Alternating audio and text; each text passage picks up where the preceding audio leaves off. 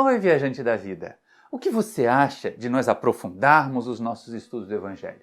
Pois bem, na nossa próxima viagem, quem vai nos guiar é Emmanuel, aquele benfeitor espiritual que durante tanto tempo assessorou Chico Xavier. Então, enquanto roda a vinheta, você já aproveita para se inscrever no canal, acionar o sininho para receber as notificações, deixe um like aí por enquanto, se no final não gostar você pode deixar um dislike, e de um jeito ou de outro, comente, sugira até novos temas para nós. Desde já obrigado e boa viagem!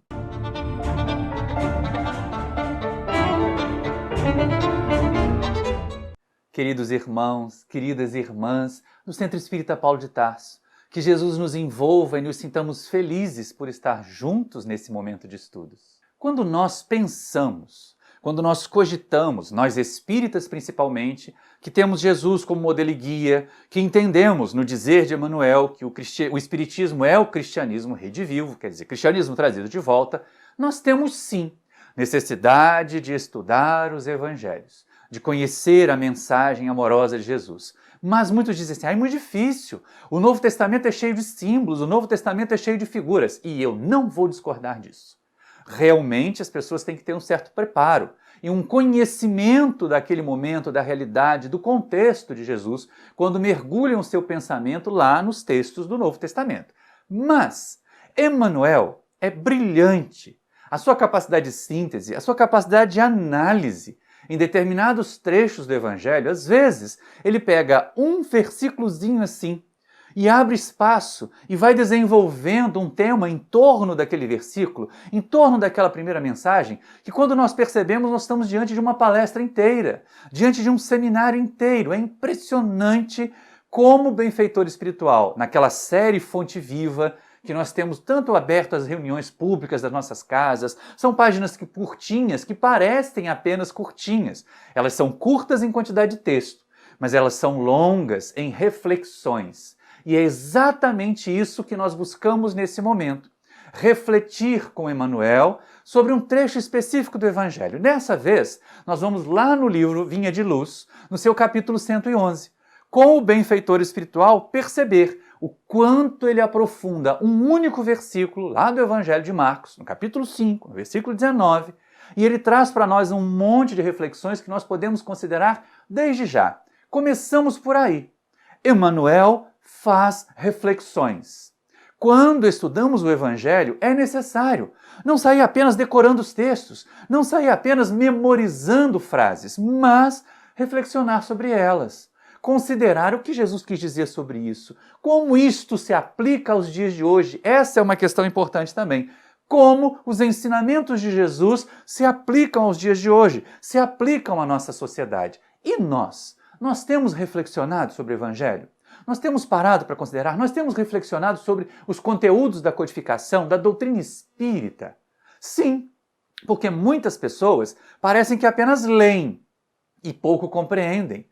E lendo e pouco compreendendo se tornam papagaios. Papagaios espíritas, papagaios evangélicos, que sabem repetir trechos, que sabem de memória algumas partes, mas não conseguem concatenar ideias, trazer consequências a partir da compreensão daquelas ideias que foram transmitidas, seja na codificação, seja na mensagem do Evangelho de Jesus. E Emmanuel então nos dá esse exemplo, um exemplo bom para ser seguido.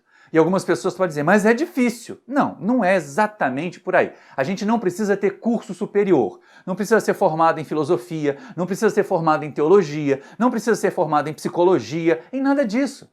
É preciso ter bom senso. Ah, sim, é lógico. E sair desse imediatismo, e sair dessa condição acelerada que nós vivemos na sociedade moderna, de que as coisas têm que ser rápidas, têm que ser ditas em frases curtas, e aí com frases curtas nós ficamos com pensamentos curtos também. É bom que nós tenhamos frases curtas, mas que elas gerem em nós pensamentos longos. Pensamentos que nós devemos parar, considerar, avaliar. E esse trecho, então, do Vinha de Luz, que nos foi proposto para estudar no dia de hoje, nesse momento que nós estamos aqui gravando para vocês, ele é muito interessante. Porque, para nós espíritas, ele é como se fosse a abertura dos trabalhos de desobsessão. Ele é como aquele primeiro momento no Evangelho em que nós vemos Jesus aplicando a terapêutica desobsessiva. E vamos ao trecho, ao contexto primeiro, para depois a gente poder analisar com Emmanuel o simples versículo que ele traz. E aí conta então Marcos que Jesus atravessa o lago de Genezaré e vai parar na província dos Gadarenos. Lá na terra de Gadara, onde as pessoas tinham uma população mesclada de gentios, nem todos eram judeus, nem todos tinham aquela compreensão da lei de Moisés, mas mesmo assim, Jesus atravessa, Jesus vai para lá, e aí dizem os evangelistas que vai ao encontro do mestre um endemoninhado, aquele que nós chamaríamos hoje, no nosso vocabulário espírita, de um obsidiado, de uma criatura subjugada, ou no mínimo de uma criatura fascinada por espíritos inferiores. E essa criatura sofria muito. A descrição que acontece lá é o seguinte: ele tinha seus acessos, ninguém conseguia manietá-lo. Quando ele era preso por cordas ou correntes, ele arrebentava as cordas, as correntes. Ele se machucava com pedras quando caía no chão, quando tinha as suas convulsões. Frequentemente rasgava suas roupas e saía correndo nu para ficar nos sepulcros. Vivia nos sepulcros. E é um claro simbolismo, até esse trecho da descrição dos evangelistas, que aquela coletividade olhava para aquela criatura infeliz, para aquela criatura sofredora, como se ele não fosse digno de viver entre eles. Primeiro, porque ele andava nu, ou seja, ele violava um padrão de comportamento moral, de comportamento social, que as pessoas não toleravam naquela época. E segundo, que ele corria para ficar entre os mortos, ou seja, ele estava tão debilitado, ele estava tão dementado, tão prejudicado pela ação de espíritos obsessores, que nem considerado vivo mais ele era. Só que, vamos com Marcos de novo, ele vai ao encontro de Jesus. Ele procura Jesus, mesmo sofredor, mesmo desequilibrado, o que para nós, espíritas principalmente, já é uma advertência interessante, que nós vamos ver mais adiante. Mas olha só que coisa interessante, ele vai e Jesus, percebendo que aquele homem provavelmente já estava a concluir a sua expiação, a sua prova dolorosa do processo obsessivo, ele então começa a terapêutica desobsessiva. Jesus tem autoridade moral maior do que qualquer outro ser que já pisou a terra. Então é lógico que pela sua vibração amorosa, pela sua vibração enérgica também, ele podia determinar naquele momento, não violando as leis de Deus. É lógico, ao escutar cada um de nós, ao perceber a realidade de cada um de nós, Jesus sabia se de acordo com as leis de Deus, as nossas provas poderiam ter um alívio, poderiam ter uma interrupção temporária ou poderiam ter uma interrupção definitiva, já concluídas estavam então. E aí, percebendo naquele homem uma possibilidade de interrupção da prova, que nós não vamos ver agora se foi definitiva ou se foi temporária, mas uma interrupção da prova, ele então determina aos espíritos que se afastam. Lá no Evangelho de Lucas, é colocado que os espíritos gritam e o homem grita: "Clia tenho eu contigo, Jesus, Filho do Deus Altíssimo, vieste atormentar-me antes do tempo?" E Jesus pergunta: "Que é o teu nome?" E eles respondem: "Legião." Os evangelistas acham que o nome Legião significava então que havia muitos espíritos. Ou eles dizem lá, muitos demônios associados àquele homem, prejudicando aquele homem. "Não nos mande para o abismo", dizem eles no Evangelho de Lucas. E aí Jesus então determina que eles se afastem. O homem tem a sua crise convulsiva lá, natural de quem está num processo de subjugação, quem está durante muito tempo sujeito, submetido ao jugo de espíritos atrasados, inferiores, sofredores também. E eles se afastam. E ao se afastarem, porque tem vibrações pesadas, porque tem vibrações infelizes, uma vara de porco que pastava ali perto se espanta. Os evangelistas, os observadores, os redatores dos textos acham que os espíritos entraram nos porcos e os porcos saíram correndo em desabalada carreira e se afogaram no mar, assustando os pastores que correram para o vilarejo para avisar os patrões, para avisar a vila que tinha chegado um profeta lá da Judéia, de Cafarnaum, da Galileia, e agora estava ali espantando os porcos, colocando espírito dentro dos porcos. Isso não é a questão. Esse equívoco dos espíritos entrarem nos porcos, que gerou aquela brincadeira que a gente faz até hoje, né? Quando alguém é muito turrão, quando alguém faz brincadeira de mau gosto, quando alguém é muito resistente a ideias novas, a gente diz: esse é um espírito de porco. Mas, pela codificação, 19 séculos depois, esse erro de interpretação de que os espíritos tinham entrado nos porcos foi finalmente resolvido por Allan Kardec aqui no Livro dos Médiuns. No Livro dos Médiuns, nós aprendemos que os animais não podem servir de médiums aos espíritos. A diferença vibratória, a diferença de nível evolutivo é tamanha que eles não seriam capazes de transmitir o pensamento dos espíritos. Transmitir o pensamento. Mas os animais são capazes de perceber os espíritos. Isso não é mediunidade. Nós também temos sensibilidade, mas algumas vezes não temos mediunidade ostensiva e não transmitimos o pensamento dos espíritos, não é verdade? Não quer dizer que nós somos porcos, mas quer dizer que nós não somos médiuns ostensivos. Os animais jamais seriam médiuns ostensivos, mas eles podem sim perceber a presença dos espíritos. Aí imaginemos nós, né? Tentando aclarar a cena lá que as pessoas estavam vendo com o olhar espírita. Espíritos muito sofredores, macilentos, uma vibração pesada, aquele, né, clima complicado de mentes em desalinho, gerando uma energia ruim, passando perto dos porquinhos que não tinham o raciocínio para se defender, para considerar, mas eu não estava me sentindo assim, por que eu estou me sentindo assim agora? Eles se assustaram. Foi como se eles tivessem tomado um choque. E aí, assustados, saíram correndo e acabaram mergulhando no mar mesmo. Não foi nada de mediunidade, não foi nada de espírito entrando no porco. Não tem espírito de porco. Tem princípio inteligente que ainda está habitando aquele animal ali, que um dia vai chegar à fase humana da evolução num outro planeta que não a Terra. Mas espírito encarnado, espírito humano ou desencarnado, espírito humano, não entra em animais. Mas os animais nos percebem. Mas voltando ao homem, voltando aos gadarenos, quando os pastores voltam, quando a comunidade de Gadara volta para ver o que aconteceu, para saber qual era aquele negócio, eles encontram o homem vestido, em seu perfeito juízo, sentado aos pés de Jesus aprendendo a sua doutrina. Quantas mensagens interessantes, quantas reflexões interessantes nós temos nesse trecho tão curtinho. E aí é interessante porque os gadarenos se assustam. Porque se Jesus foi capaz de perceber e de interagir com uma criatura que eles não consideravam nem vivo, o que o mestre não seria capaz de fazer, não seria capaz de realizar a partir do conhecimento que tivesse da realidade deles, gadarenos, dos deslizes deles. Porque de vez em quando a gente se acomoda nos nossos deslizes, a gente se acomoda nos nossos vícios. Não acontece? Quando a gente percebe que alguém é capaz de nos dar uma advertência, que alguém é capaz de chamar a nossa atenção por uma coisa errada que a gente está fazendo e que a gente ainda gosta de fazer, a gente não tende a se afastar dessa pessoa? Os gadarenos fizeram igualzinho. Pediram a Jesus que saísse das suas terras, porque eles temiam aquele profeta.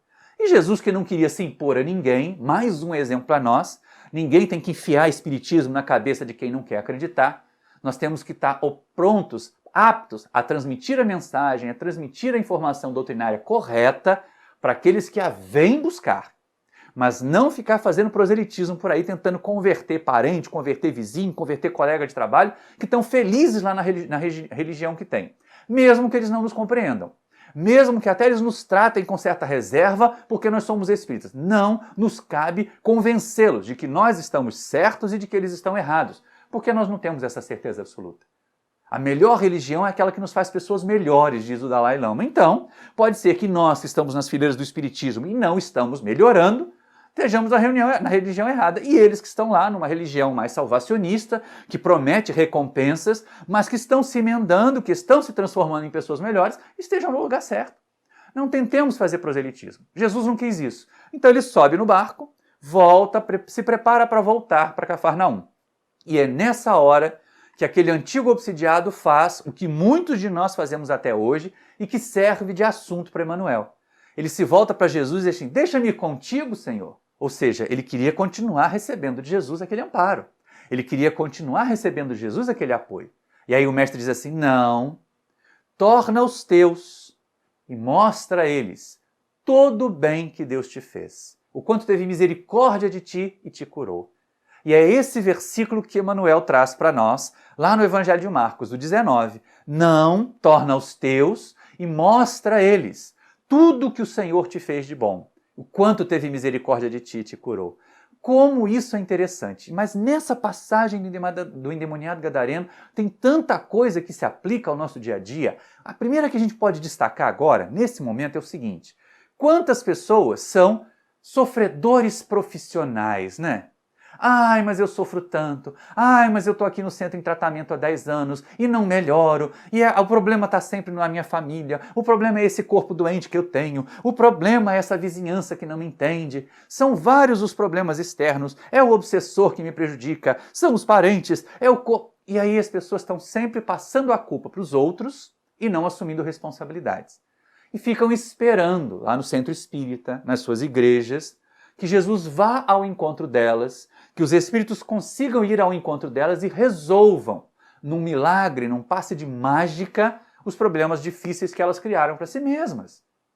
Mas o endemoniado gadareno, o obsidiado gadareno, vamos usar o termo correto para os nossos dias, ele não fez isso. Apesar de muito sofredor, apesar de muito degradado, ele ainda teve coragem e forças para ir ao encontro de Jesus. Esse simbolismo de sair do estado de sofrimento, de sair do estado de debilidade e ir ao encontro da cura, e ir ao encontro de algo que possa nos trazer bem-estar, deve ser aplicado nos dias de hoje. Sair desse marasmo, sair dessa história de ser pedinte profissional de luzes do mundo espiritual, aguardadores de milagres.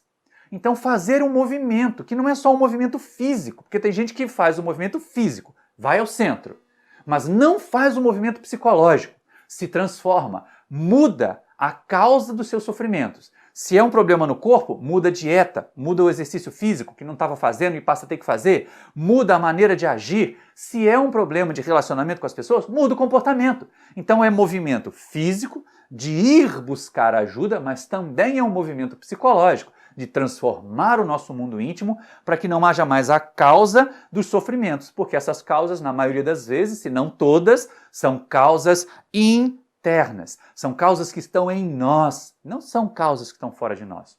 O que está fora de nós são apenas os gatilhos que fazem eclodir os problemas que nós criamos. Então esse é o primeiro ponto que a gente analisa.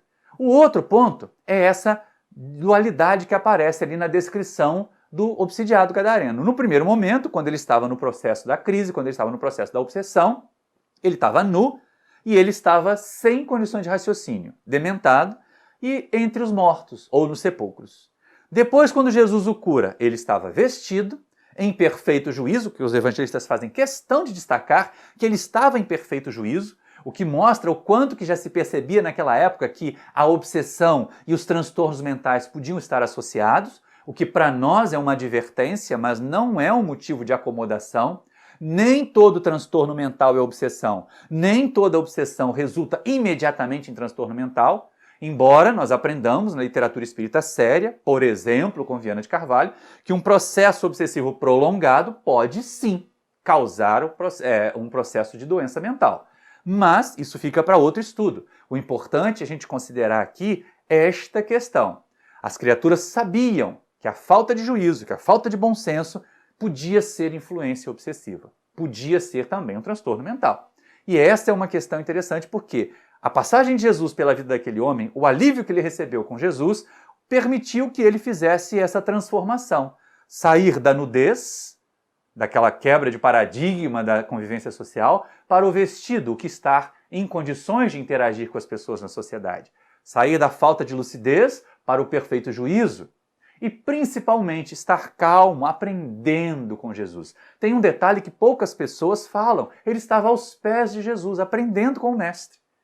Se recuperando, sim, é verdade. A gente não sabe ainda, neste momento da análise, se aquela cura foi permanente ou não, mas também não acontece conosco na Terra.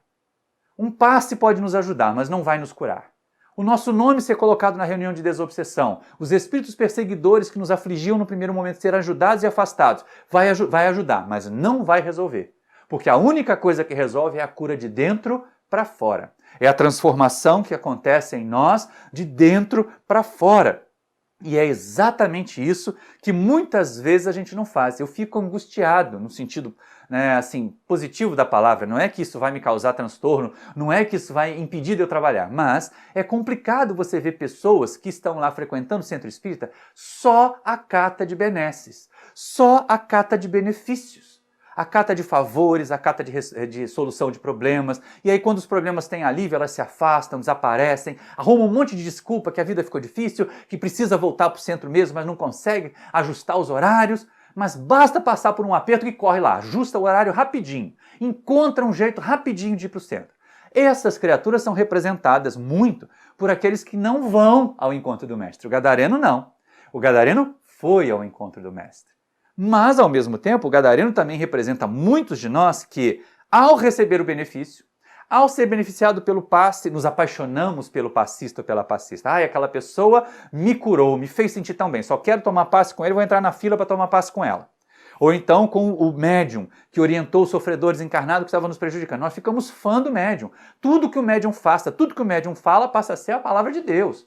Quando, na verdade, nós somos orientados por Allan Kardec, lá no Evangelho segundo o Espiritismo, a capinha dele vai aparecer aqui também, a questionar, a avaliar, a passar todas as mensagens que nos chegam, sem exceção, pelo crivo da razão.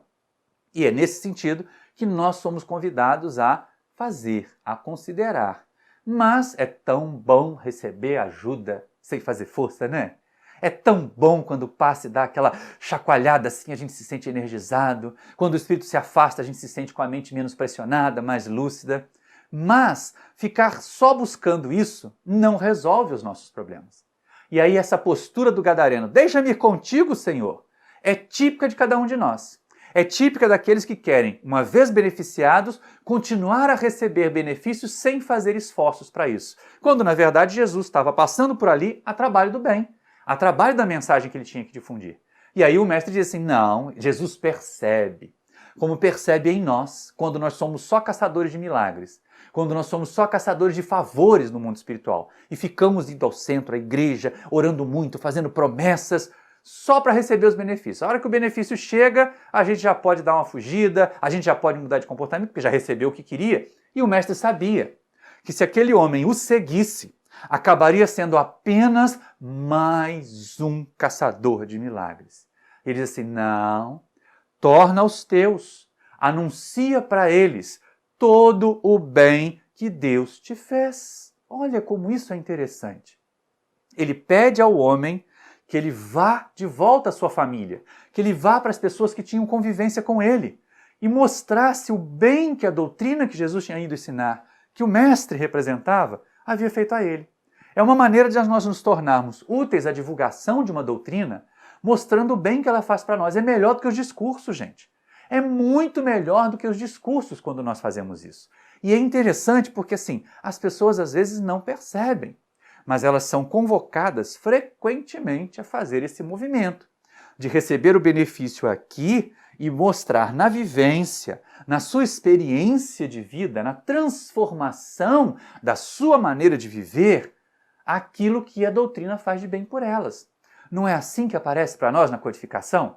Reconhece-se o verdadeiro espírita pela sua transformação moral e pelos esforços que faça em domar as suas más tendências. Então é lógico, pode ser que demore 30, 40 anos, mas nós temos que estar continuamente realizando transformações íntimas. Para melhor, porque tem gente que se transforma para pior. Então é exatamente isso que Jesus impede que o homem faça. Porque ele sabia de caçadores de milagres, de criaturas acomodadas em torno dele, o mestre estava cheio. Aquele homem tinha potencial para fazer mais, até porque ele tinha um histórico de muito sofrimento. E alguém com um histórico de muito sofrimento, de muitos equívocos, de muitas quedas, que consegue se reerguer, é uma propaganda melhor para a doutrina do que 1000 discursos, gente. Do que 1000 palestras. Então é exatamente isso que Jesus pede que ele faça. Aí entra a análise de Emmanuel. Aí o benfeitor espiritual, aqui no livro Vinha de Luz, vai fazer essa análise para a gente. Vai observar o que aconteceu, mostrando o tempo que deve ter utilizado de reflexões para que isso aconteça.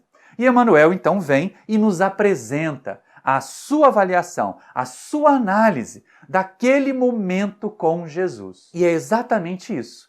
Naquele momento ele diz assim, muitas pessoas fazem como o gadareno, ele é um símbolo daquilo que nós somos hoje. Recebem os benefícios, nós nos sentimos aliviados e continuamos, então, seguindo a luz. Parece falena, ou então parece aqueles cupinzinhos, né, que ficam girando em torno da nossa luz, aí perto da primavera, em alguns momentos de dia mais aquecido, principalmente aqui no Sudeste, nós temos muito isso, as revoadas de cupins que ficam girando em torno das luzes, mas eles não fazem nada. Eles não se iluminam e acabam muitos deles morrendo. Principalmente quando na época da lâmpada incandescente era assim, tocava na lâmpada, fritava e caía morto ali. Então a gente faz muito parecido com isso. Não muda, mas quer continuar recebendo luz desse sol novo. Ai, ele fez o bem para mim. Ai, Jesus me curou. Ai, o médium me curou. E assim a gente começa a atrasar o nosso processo de desenvolvimento. Queremos estar aos pés de Jesus. Só que o seguinte, gente, vocês já viram Jesus parado? Emmanuel chama a nossa atenção para isso.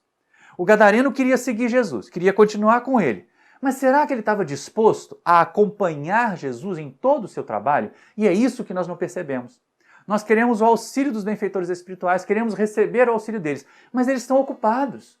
Um dia um benfeitor espiritual atende numa reunião mediúnica numa casa, no outro dia está atendendo em outro grupo, está atendendo outras pessoas. Será que nós temos condições de seguir com essas criaturas, de acompanhá-los na sua tarefa? Porque, na verdade, hoje, como Jesus não está mais materialmente entre nós e continua a ser o nosso referencial de elevação, o nosso referencial de doutrina a ser seguida, ele vai contar conosco. Então, aquele momento em que Jesus despede o homem, pede a ele que vá às pessoas e anuncie o bem que ele recebeu, ele, sem perceber, transforma. Sem perceber, não. Jesus percebeu. O homem é que não percebeu. O homem que havia sido obsidiado não percebeu que Jesus o estava convocando para o trabalho. Mas tanto foi assim que Jesus voltou para Cafarnaum, é verdade, deixou aquele homem que foi auxiliado naquele momento, e o homem fez o seu roteiro de evolução.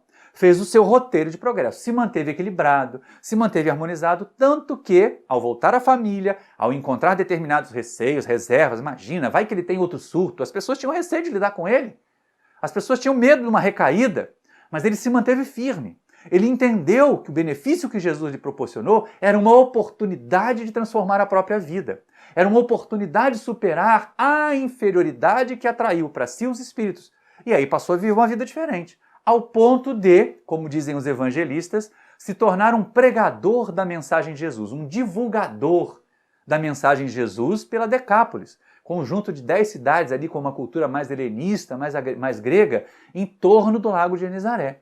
E isso é muito interessante, porque ele conseguiu mesmo, né? Saiu de uma condição de quase morto, de criatura que a sociedade não via como digno de viver entre os vivos, para uma de disseminador da mensagem do bem. Mas disseminador da mensagem do bem como? Fazendo discursos? Não, ele não começou fazendo discursos. Ele pode até ter se tornado um pregador, fazendo discursos, falando a respeito da mensagem de Jesus, mas ele era um exemplo vivo de como a mensagem de Jesus era capaz de transformar. A melhor maneira de nós divulgarmos uma mensagem é vivê-la. Sermos livros vivos. Essa é a grande frase para ser colocada por Emmanuel nesse momento. Sermos livros vivos, porque é exatamente isso que acontece. Jesus não espera que nós ficamos ali bajulando, né, buscando só receber benefícios. Ele quer que nós saiamos a trabalhar, porque Jesus trabalha o tempo todo. E aí ele nos convoca, no dizer de Emmanuel, para trabalhar em qualquer lugar, em qualquer situação, em qualquer idade. Não tem essa história de fulano é novo demais, fulano é velho demais. Não! Sempre é o momento de cooperar com Jesus. Sempre é o momento de trabalhar na seara do Mestre, na causa do Mestre. Basta que nós queiramos. Basta que nós entendamos e tenhamos vontade. E aí Emmanuel usa um termo que eu achei excelente, vou passar a usar muitas vezes. Tem gente que está por aí buscando benefícios nas casas espíritas, tomando passe porque quer feriados celestiais. Sabe aquele momento assim, de ficar deitado numa nuvem, ouvindo harpa, sem fazer nada? Tem gente que acha que isso é que é ser feliz. Tem gente que acha que isso é que é conseguir chegar no reino dos céus, alcançar a superioridade. É isso que vão conquistar quando estiverem lá em torno dos luminares da humanidade, em torno de Jesus, em torno de um espírito evoluído, em torno de uma casa séria que trabalha no bem. Elas esperam receber benefícios, elas esperam resolver o problema delas. O que no fundo é uma demonstração de tremendo egoísmo. Porque por mais que às vezes nós estejamos sofrendo, por mais que nós estejamos debilitados, nós não somos simplesmente os párias da humanidade. Nós temos algo a oferecer. Nós temos conhecimento, nós temos algumas habilidades que poderiam ser úteis, cooperativas lá na instituição, mas o indivíduo é chamado para participar do estudo sistematizado. Não posso, eu estou em tratamento.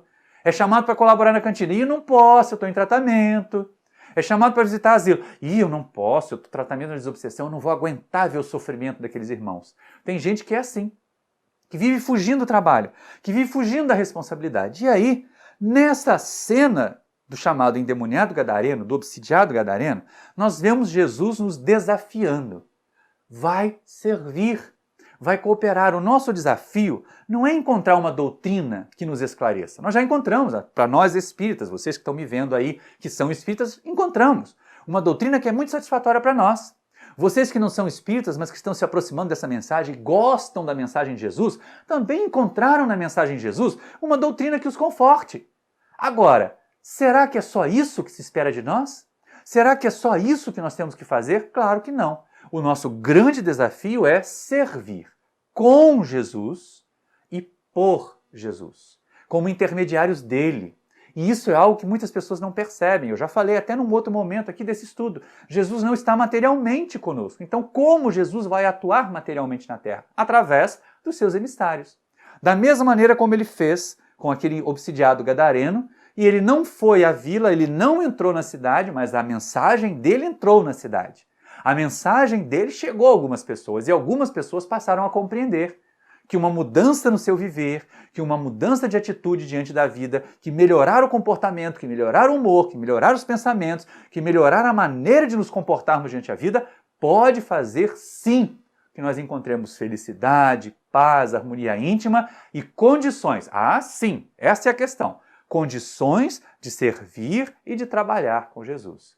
E a grande proposta de Emmanuel nesse capítulo aqui do Vinha de Luz é exatamente essa.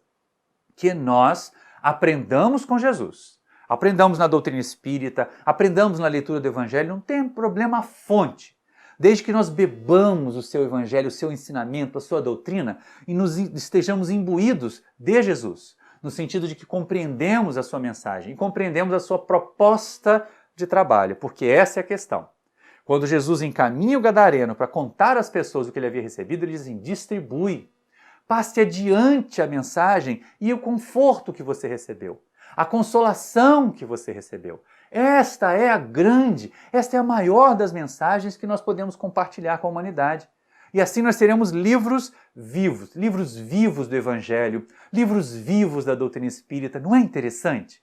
Muitas vezes nós gostaríamos que o nosso centro espírita tivesse mais gente, tivesse mais trabalhadores. Até citamos outra frase de Jesus, né? A seara é grande, é vasta, mas os ceareiros estão poucos. Orai ao Pai para que Ele mande mais ceifeiros. Mas é muito por aí mesmo. Há muitas pessoas que ainda estão na condição de pedintes de luz, de mendigos de assistência, e poucos são os que percebem que mesmo assim, não vamos esperar melhorar tudo, a vida ficar sorridente para nós nos tornarmos cooperadores com Jesus.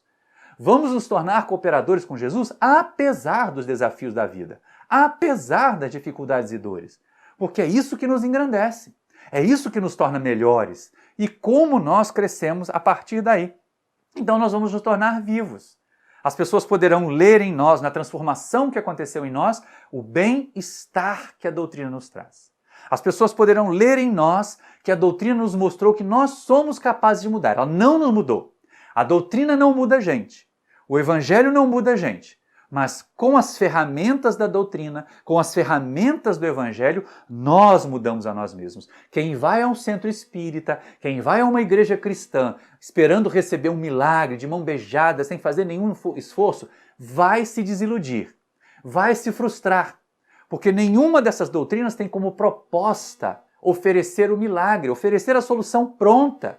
Mas eles têm sempre todos os instrumentos, todos os conhecimentos, todas as práticas, todas as áreas de trabalho, porque não são só os espíritas que têm convites para o trabalho.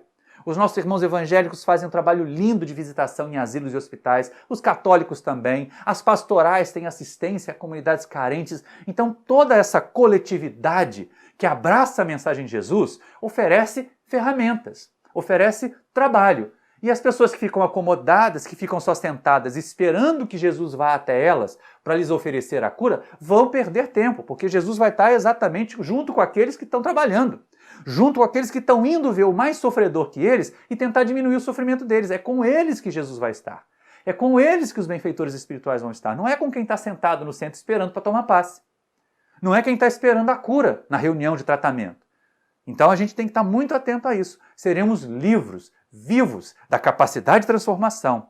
Seremos livros vivos da capacidade de resistir ao mal fora de nós, aqueles arrastamentos, aqueles convites para fazer bobagem, aqueles convites ao vício, mas também teremos exemplos vivos, livros vivos onde as pessoas poderão ler assim, você também consegue resistir ao mal que está dentro de você, você também consegue não responder violentamente, agressivamente àquela pessoa que o magoou.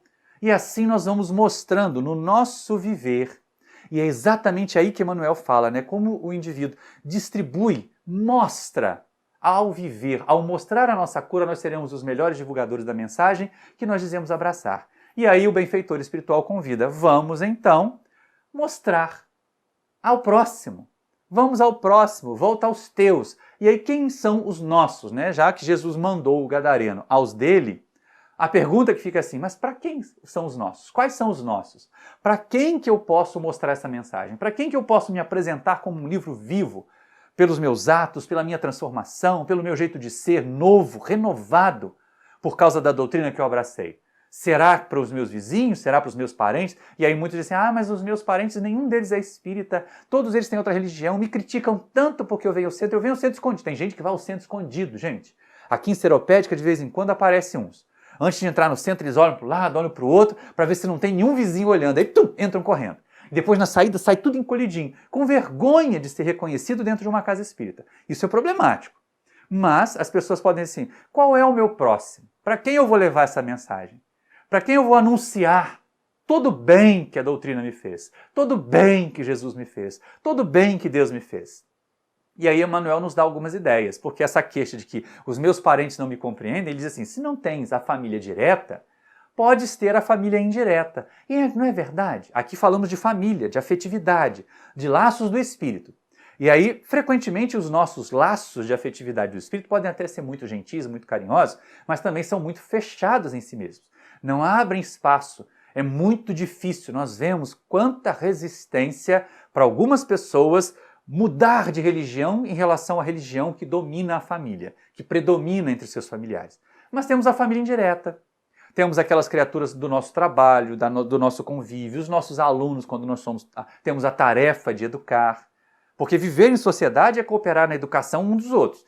Mas os professores, os educadores de verdade, eles têm a tarefa de levar as mentes jovens, de levar as mentes pequeninas, a sua maneira de ser. É o tal do currículo oculto que muitos educadores dizem, em que os alunos aprendem não apenas o conteúdo que o professor e a professora transmitem, mas aprendem principalmente a sua forma de viver, a sua forma de encarar a vida.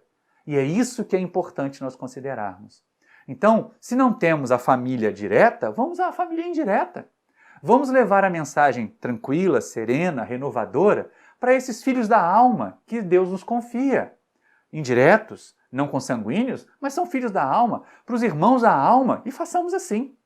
E aí Emmanuel, pela segunda vez nessa série de livros Fonte Viva, eu vejo Emmanuel fazer distinção entre família, os laços afetivos, e parentela, a pura consanguinidade. Ele diz assim, se não tens a parentela, vai à vizinhança. Mostra aos teus vizinhos, mostra aos teus companheiros. Imagina, gente, se a gente resolve, pela transformação, pela conscientização que a doutrina nos traz, entender que nós somos responsáveis pelo nosso ambiente, que nós somos responsáveis pelo cuidado da nossa casa física e da nossa casa mental. Então nós vamos manter ali bonitinho, fazer a arborização ou o paisagismo adequado da frente da nossa casa, mantê-la limpinha, em vez de ficar reclamando que o lixeiro não passa, que a prefeitura não tem vergonha, que a prefeitura deixa a cidade suja, que os vizinhos são sujos. Isso vai dar briga. A gente vai aos vizinhos, como Emmanuel sugere, mas vai aos vizinhos mostrando, dando exemplo. Fazendo mais ou menos como Mohandas Karamchand Gandhi falava para nós, que nós deveríamos ser a mudança que nós queremos para o mundo. Então, se nós queremos uma rua limpa, vamos limpar a nossa calçada? Vamos cuidar das plantinhas, regar aqueles vasos que às vezes nós colocamos nas calçadas para evitar que os carros estacionem por falta de educação dos motoristas em cima das calçadas e as quebrem? Muita gente coloca vasos de plantas, então vamos mantê-los bonitos, vamos mantê-los limpos. Fazer com que as pessoas percebam que a urbanização, que nós também somos responsáveis pela urbanização do nosso ambiente. Aí o vizinho desse lado vai fazer também, porque ele viu que fica legal. O vizinho do outro lado vai fazer também, porque ele viu que fica legal. O vizinho da frente vai fazer também, porque ele viu que fica legal. Mesmo que você tenha aquelas criaturas do contra, que não fazem e que ainda te criticam, faça o bem a si mesmo. Aliás, é uma recomendação muito interessante de outro espírito muito nobre, Madre Teresa, que nós podíamos fazer o bem e as pessoas iam criticar, que nós podíamos fazer tudo certo, as pessoas iam criticar, mas que nós deveríamos continuar a fazer, porque a outra opção é fazer errado e ficar igual a elas. Então é melhor a gente fazer o bem e ter pelo menos a consciência tranquila, a harmonia de consciência. Isso é fundamental para nós. Então essa proposta de Emmanuel de nós sermos livros vivos, ela é muito importante, porque é através da nossa ação, anunciar a mensagem do Evangelho a partir da nossa cura, exibindo a nossa transformação. Mas não no sentido vaidoso, não no sentido orgulhoso. Olha como a doutrina me transformou numa pessoa melhor. E aí quando a gente começa a falar que já é uma pessoa melhor, já não é. Porque está mostrando orgulho. Porque está mostrando uma certa vaidade da transformação ou da doutrina que abraçou. Então, pera lá. São nos nossos atos. Os antigos costumam dizer com muita sabedoria, palavras, os discursos, podem até convencer, minha gente. Mas o que realmente arrasta, o que realmente mobiliza, são os exemplos. Por isso Jesus foi tão hábil em ensinar. Por isso ele conseguiu tão rapidamente fazer que as criaturas crescem nele. Porque ele sempre exemplificou tudo o que realizou. E aí, nessa proposta de emprestar as nossas mãos, emprestar a nossa voz a Jesus, nós vamos disseminar a sua mensagem. Nos tornaremos pregadores dessa nova decápolis mundial aí, nessa nova decápolis global, em que nós podemos, pelos nossos atos, até aparecendo na internet, as redes sociais nos trazem tantas imagens, que aprendamos a colocar as nossas melhores imagens, não as fotos mais bonitas, não as fotos trabalhadas com Photoshop para a gente ficar mais magro, ficar mais jovem, tirar as rugas dos pés de galinha. Não, ao contrário. Mas vamos colocar aquela nossa foto da visita ao asilo, não para fazer propaganda política, tá, gente? Olha aqui, eu estou trazendo cesta básica para os pobres miseráveis, nada disso. É porque nós temos a vontade, o desejo, a alegria de fazer o bem com Jesus. E aí algumas pessoas podem dizer assim, mas eu continuo sofrendo. Mas os meus problemas continuam acontecendo, como é que eu vou servir com Jesus? E aí Emmanuel nos pede serenidade, nos pede calma, para conseguirmos perceber o seguinte, gente, olha só o fato de nós podermos ser considerados aptos para servir com Jesus já é bastante recompensa na nossa vida. Já é suficiente para a gente pensar assim, opa, é tão bom, é tão interessante, que recompensa. Às vezes, durante muito tempo, a nossa casa espírita aqui de Seropédica rodava 50 quilômetros, ia até Jacarepaguá, na colônia de Curupaiti, para passar um domingo de manhã com aqueles irmãos que estão lá internados. Uma herança que a gente trouxe da outra casa espírita que frequentei, mas que era pertinho. E aqui para Seropédica, com o passar do tempo, com o passar de alguns anos, a gente percebeu que realmente ficava pouco viável, ainda mais porque o trânsito no Rio de Janeiro só vai piorando, só vai aumentando o número de carros, só vai aumentando o número de engarrafamento, então era realmente complicado. E nós temos um asilo muito aqui pertinho.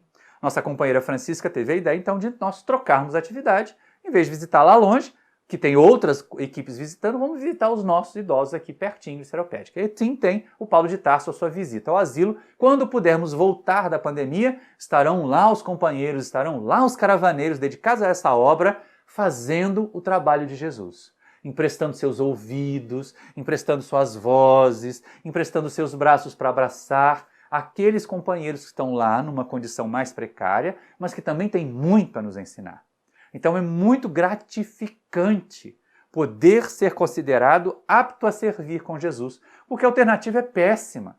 É a de mendigo de luz, é daqueles que vão ficar sempre aos pés de Jesus, deitados, pedindo, esperando que venha alguma cura, alguma benesse. E não é isso que vai acontecer. Ao contrário, a proposta é que o nosso momento de paz, o nosso momento de serenidade, o nosso momento de felicidade virá na medida do nosso trabalho pelo Cristo, na medida do nosso esforço por alcançar essa condição de cooperadores com Jesus, de pregadores da Decápolis. Olha só que coisa interessante. Embora muitos de nós estejamos em condição bem melhores, né, do que as do endemoniado gadareno, do obsidiado gadareno, poucos de nós temos a disposição que ele teve de sair da condição abjeta de obsidiado, de louco, de endemoniado, para a condição de pregador.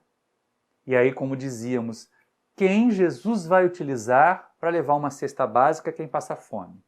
Para dar um abraço em quem está sofrendo a desencarnação de um ente querido e nesse momento de pandemia, quantos são alvo desse sofrimento? Quantos estão tendo essa experiência? E a gente tem que ter um cuidado danado para eles não ficar conformistas. Ah, mas é assim porque Deus quer, a vontade de Deus, são os desígnios divinos. Nada que acontece está fora das leis divinas.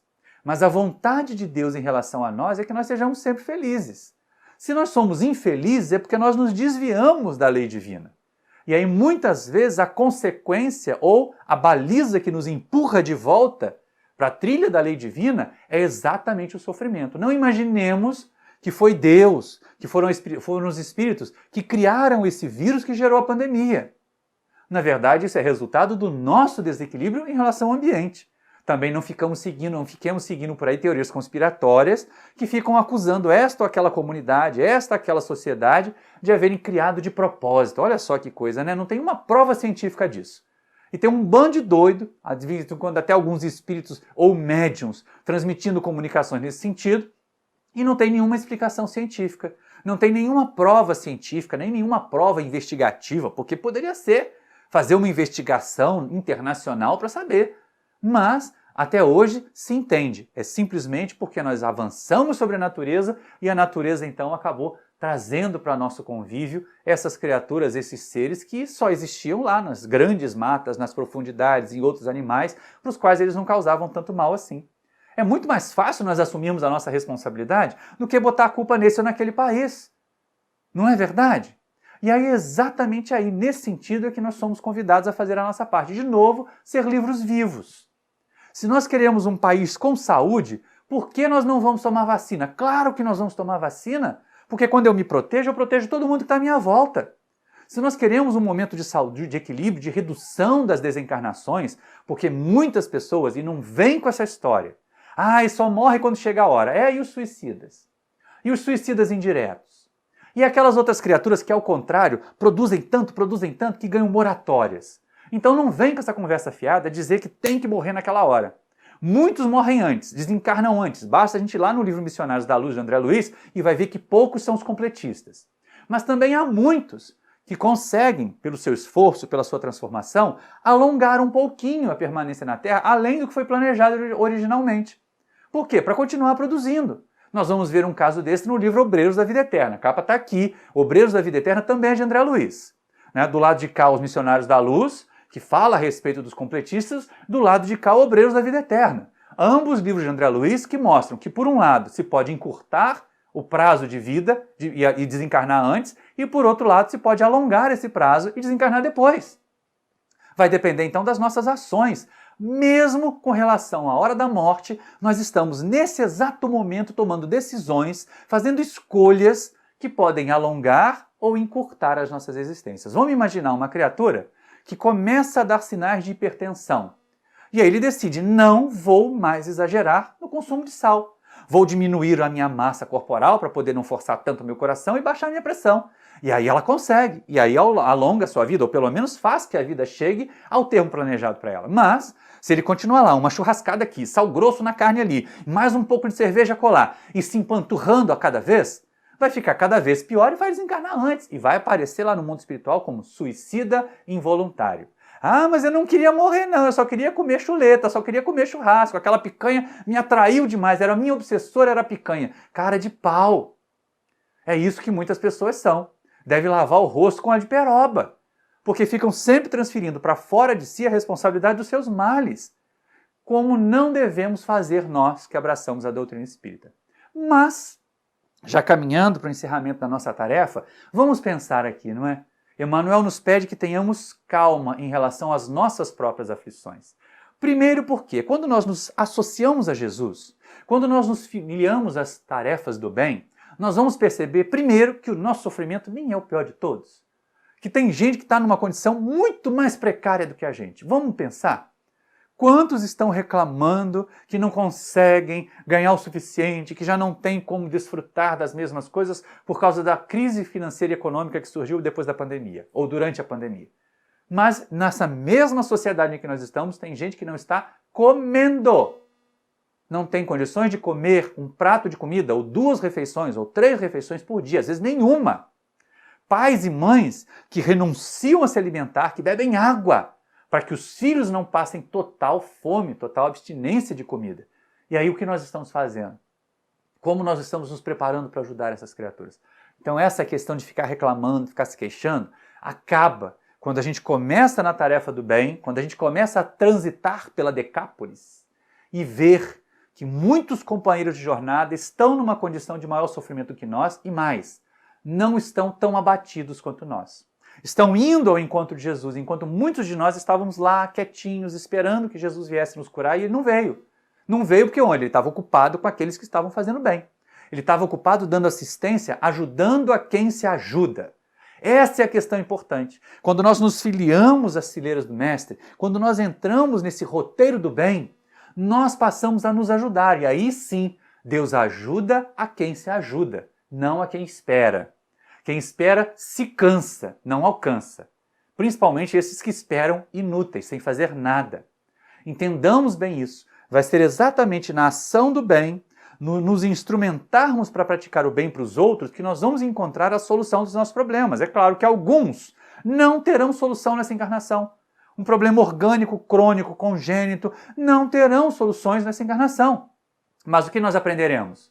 Nós aprenderemos que se eu não posso sair dessa dor no corpo físico, eu posso pelo menos sair desse sofrimento na minha mente, de olhar para isso, de sentir o impacto dessa dor como se fosse a pior criatura do mundo, como se eu fosse a criatura mais infeliz do mundo. Nós não somos as criaturas mais infelizes do mundo. Se você está podendo me assistir, você tem dispositivos que te permitem isso, e tem criaturas que não sabem sequer, ainda hoje, como esses recursos tecnológicos facilitam as nossas vidas. Não, meus amigos, não, minhas irmãs, nós não somos as criaturas mais infelizes do mundo. Assim como o obsidiado gadareno, é necessário que nós possamos ir, façamos o movimento de ir ao encontro de Jesus. Ao encontro de Jesus nas nossas igrejas, ao encontro de Jesus nos nossos centros espíritas, ao encontro dos benfeitores espirituais, mas perguntando: Senhor, o que queres que eu faça? Onde eu já posso colaborar? E não, o que esse centro pode me oferecer? Quais são os tratamentos que esse centro tem? Gente, eu tenho um arrepio no perispírito. Fica todo encrespado, assim, igual o porco-espinho, meu perispírito, quando alguém pergunta assim: quais são os tratamentos que o seu centro tem? Meu centro não tem tratamento nenhum. Primeiro, eu não tenho centro. Eu sou um trabalhador do nosso querido Centro Espírita Paulo de Tarso aqui de Seropédica. Não tenho centro espírita. Nenhum de nós tem centro espírita. Mas o centro não tem tratamento. O que o centro tem são ferramentas. Que as ferramentas nós te entregamos, uma caixa de ferramentas. Primeiro, 5 livros da codificação. Depois, algumas obras básicas que é só pegar lá na biblioteca do centro e ir estudando. Depois vem os convites, vem trabalhar com a gente, vem participar da cantina, vem visitar o asilo, vem colaborar na evangelização da infância e da juventude. Essas são as ferramentas. Esses são os tratamentos.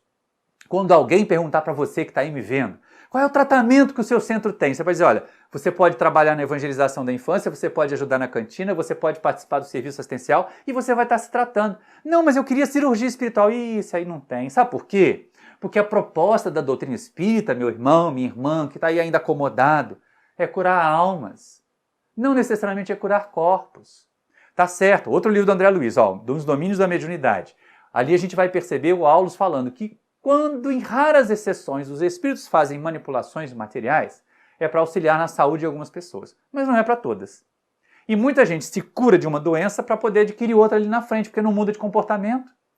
Então a proposta de Emmanuel, que nós sejamos livros vivos, que as nossas ações nos levem a ser mensageiros de Jesus, olha que chique, né? Nos promovendo, assim como o gadareno se promoveu. É mesmo, ele se promoveu, ele não foi promovido. Ele realizou todas as etapas, todas as conquistas necessárias a ser promovido. Ele saiu da condição subalterna, de mendigo de luz, de obsidiado, de criatura morta para a sociedade, para um divulgador da mensagem de Jesus, para um pregador na Decápolis, um livro vivo onde as pessoas puderam ler o Evangelho, ler a mensagem amorosa de Jesus, porque ele também passou a transmitir essa mensagem de forma amorosa, porque senão não teria alcançado ninguém. Os belos discursos não alcançam as pessoas, o que alcança são os belos exemplos. É por isso que as pessoas que são simples, que não ocuparam grandes cargos, mas que pintaram de luz a sociedade terrena do seu tempo, são lembradas até hoje. E outras que tiveram em grandes posições, quando são lembradas de forma negativa. Quando você pensa de uma dessas lideranças que foi poderosa, que invadiu vários países, que dominou várias sociedades, elas são lembradas como os carrascos, como criaturas infelizes. Ao passo que uma Madre Teresa, que um Chico Xavier, que um Jerônimo Mendonça, que um Aurino Costa, que uma Tia Ivone Pereira, querida Tia Ivone Pereira, são lembrados como criaturas que não tinham nada de si, mas ofereciam a si mesmas para que Jesus levasse consolo, levasse luz, levasse entendimento, levasse a cura de almas às criaturas. E assim como o gadareno, meus irmãos e minhas irmãs, se promoveu, se colocou numa condição melhor, será pelo trabalho com Jesus, pelo trabalho no bem, que nós vamos nos promover e nos tornar esses novos pregadores dessa nova Decápolis global que aí está. Onde estivermos, nós poderemos ser mensageiros de Jesus. E como diz Emmanuel, anunciar o Evangelho pela nossa transformação, pela nossa cura. Sermos verdadeiros espíritas pela nossa transformação moral e pelos esforços que nós fazemos, porque nós ainda temos imperfeições e elas precisam ser domadas. As nossas inclinações más precisam ser controladas, elas não podem ser negadas. É uma vaidade enorme, é um orgulho imenso achar que porque eu sou espírita eu não tenho defeito, eu tenho um monte. Mas todos os dias eu olho para eles e digo, vocês fiquem quietos aí. Vocês não se metam comigo, porque eu preciso ter tempo para poder trabalhar no bem, para trabalhar na doutrina. A hora que vocês estão me pressionando, estão me sufocando demais e de vez em quando me passam uma rasteira, na hora seguinte eu quero me levantar. Então não vou permitir. E assim faremos nós. Da mesma maneira como coube ao gadareno ser o construtor da sua elevação e ser o construtor da sua paz, nós, trabalhadores com Jesus, servidores do bem, vamos construir a nossa felicidade e a nossa paz. Muito obrigado pela sua atenção, meus amigos queridos, minhas amigas queridas, e muita paz para todos vocês.